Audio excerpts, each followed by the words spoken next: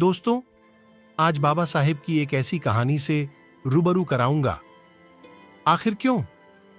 Baba Saheb what वृक्ष के नीचे बैठकर फूट फूट कर रोए थे और आप सभी को बाबा साहेब की ये कहानी पूरी देखनी चाहिए। चलिए शुरू करते हैं इस कहानी को।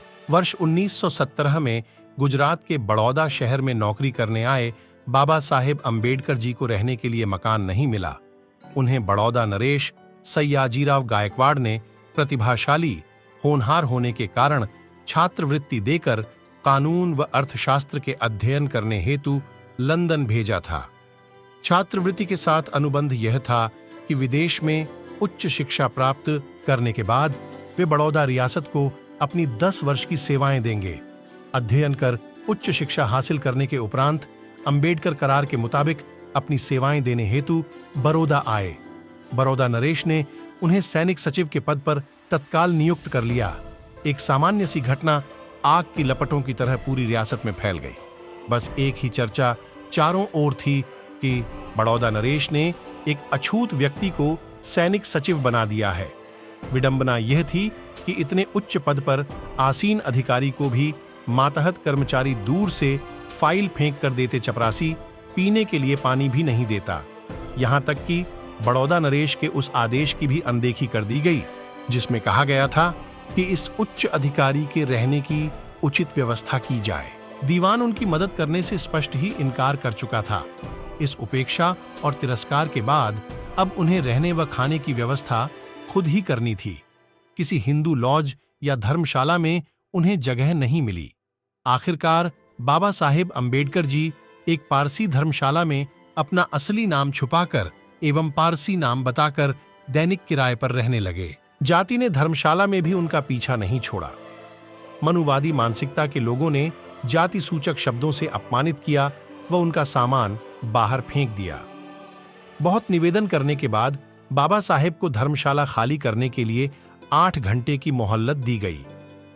चूंकि उस समय बड़ौदा नरेश मैसूर जाने की जल्दी में थे, अतः बाबा साहेब को दीवान जी से मिलने की सलाह दी गई, लेकिन दीवान उदासीन बने रहे। विवश होकर बाबा साहेब ने दुखी मन से बड़ौदा नरेश को अपना त्यागपत्र सौंप दिया और रेलवे स्टेशन पहुंचकर बंबई जाने वाली ट्रेन का इंतजार करने लगे। ट्रेन 4-5 घंटे विलंब से चल रही थी। तब पास में ही कमाठी बाग के वट वृक्ष के नीचे एकांत में बैठकर वह अपने साथ हुए अन्याय को याद करके फूट फूट कर खूब रोए। उनकी आवाज सुनने वाला उस वृक्ष के अलावा कोई नहीं था। लाखों लाख प्रतिभा से योग्य, प्रतिभावान एवं सक्षम होकर भी वह उपेक्षित थे। उनका दोष केवल इतना था कि वह अछूत थे। उन्होंने सोचा कि मैं इतना उच्च शिक्षित हूं, विदेश में पढ़ा हूं, तब भी मेरे साथ ऐसा व्यवहार हो रहा है, तो देश के करोड़ों अछूत लोगों के साथ क्या हो रहा होगा।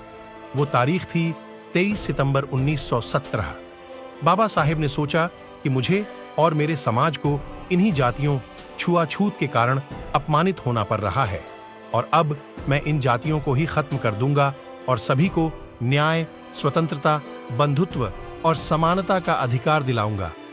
और जब उनके आंसू थमे तो उस समय बाबा साहेब ने एक विराट संकल्प लिया। अब मैं कोई नौकरी नहीं करूंगा तथा अपना पूरा जीवन इस देश से छुआछूत निवारण और समानता कायम करने के कार्य करने में लगाऊंगा। यह एक साधारण संकल्प नहीं था, बल्कि महान संकल्प था। न तो यह संकल्प साधारण था, न ही इसको लेने वाला व्यक्ति खुद साधारण था। बाबा साहब के इस संकल्प से उपजे संघर्ष ने भारत के करोड़ों लोगों के जीवन की दिशा बदल दी। बाबा साहब ने जीवन भर संघर्ष किया व उत्पीड़ित लोगों को जीने का नया रास्ता दिखाया। बाबा साहेब के जीवन की छोटी बड़ी जानकारी के लिए हमारे चैनल का हिस्सा जरूर बने। धन्यवाद।